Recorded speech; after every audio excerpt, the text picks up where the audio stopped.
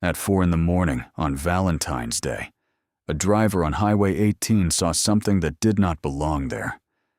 A small figure was walking alone on the side of the road. It was dark. It was raining. Most of Shelby, North Carolina was still asleep. The driver saw what looked like a young girl carrying a backpack, moving away from the direction of her home. Another person would later report seeing her too. One witness turned around, worried enough to check on the child. But when the vehicle came back, the girl left the road and moved toward the trees. After that moment, the confirmed sightings stopped. Her name was Asha Degree.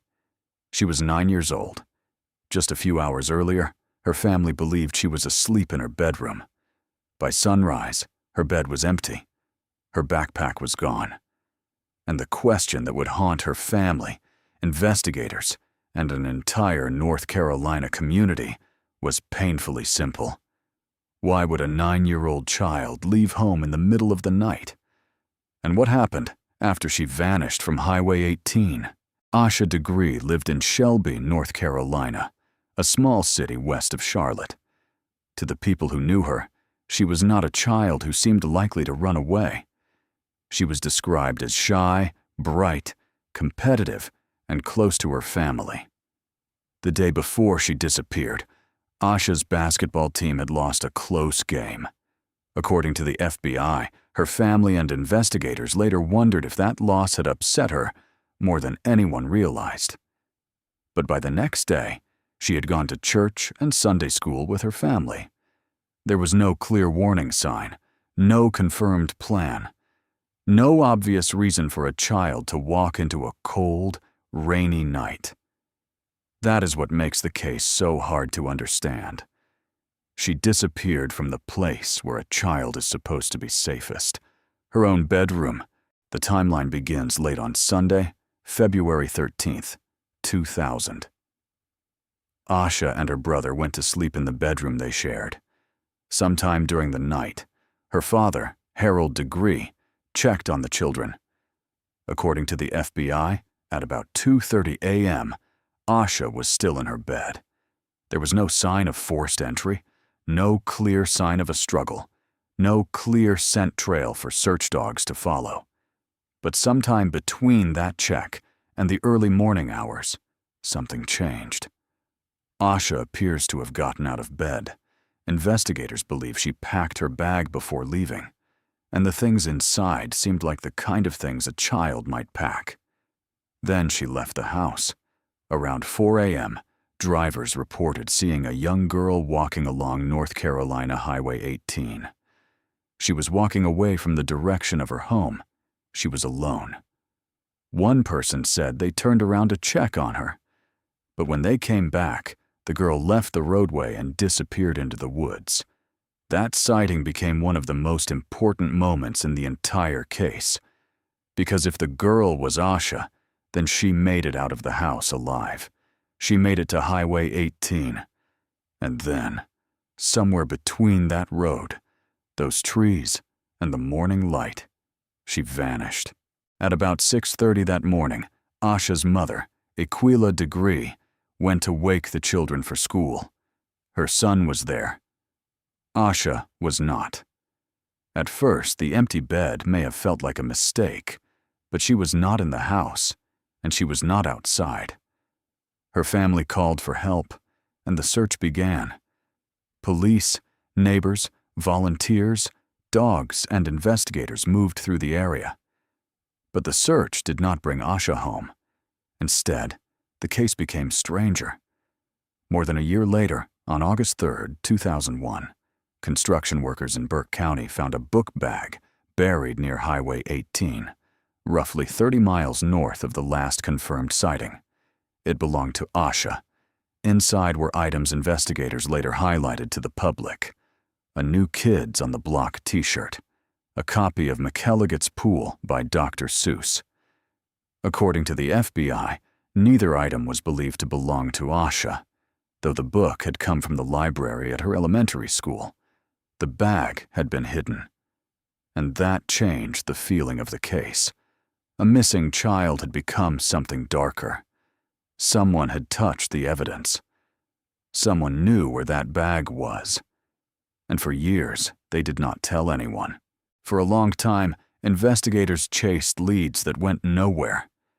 But the central mystery stayed the same. Why did Asha leave? And who, if anyone, was waiting beyond the edge of the road? In 2015, the Cleveland County Sheriff's Office, the FBI, and the North Carolina State Bureau of Investigation began a major re-examination of the case. They went back through old reports. They organized the evidence again. They looked for patterns that might have been missed. That renewed investigation produced hundreds of leads. Then, in 2016, the FBI released a possible vehicle lead. Investigators said Asha may have been seen getting into a dark green 1970s model Lincoln Continental Mark IV, or possibly a Ford Thunderbird, with rust around the wheel wells. It was not presented as a solved fact. It was a lead. But it gave the public something specific to remember. Years later, the case shifted again. In 2024 and 2025, search warrants brought renewed attention to a local family and several properties connected to them.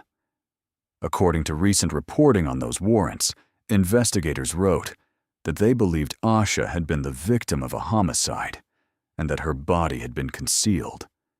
They also searched homes, phones, and at least one vehicle.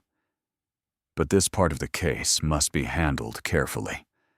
As of the latest reporting, no one had been arrested.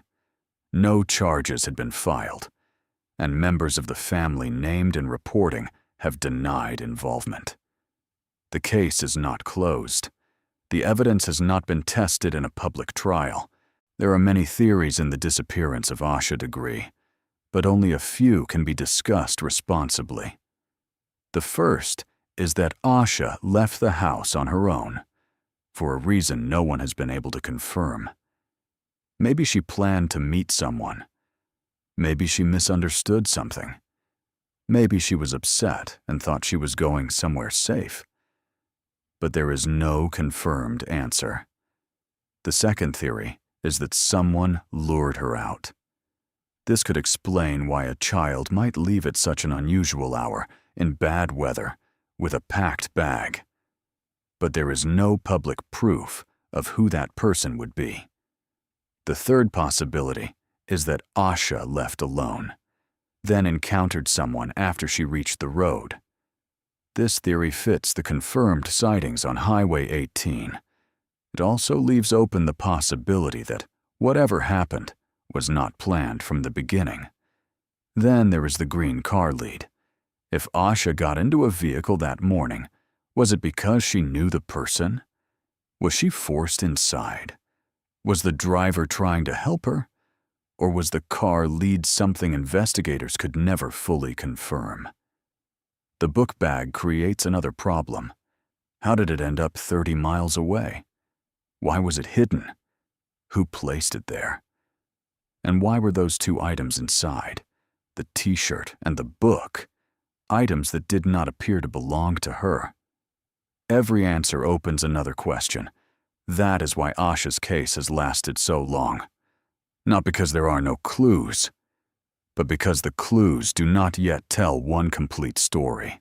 More than 25 years have passed since Asha Degree disappeared. A bedroom was left empty. A family was left waiting. And a stretch of Highway 18 became part of one of North Carolina's most haunting, unsolved cases. The FBI still lists Asha as missing. Investigators still ask for tips. Her family has never stopped hoping for answers. And somewhere, someone may still know what happened after that little girl left the road. Asha was 9 years old when she vanished. She should have grown up. She should have had birthdays, graduations, ordinary mornings, and a life beyond one dark highway. Instead, her name remains tied to a question that has never gone away. Why did she walk into the night? And who was the last person to see her before she disappeared? Until someone comes forward, the road stays quiet. The book bag stays silent. And the mystery of Asha Degree remains unfinished.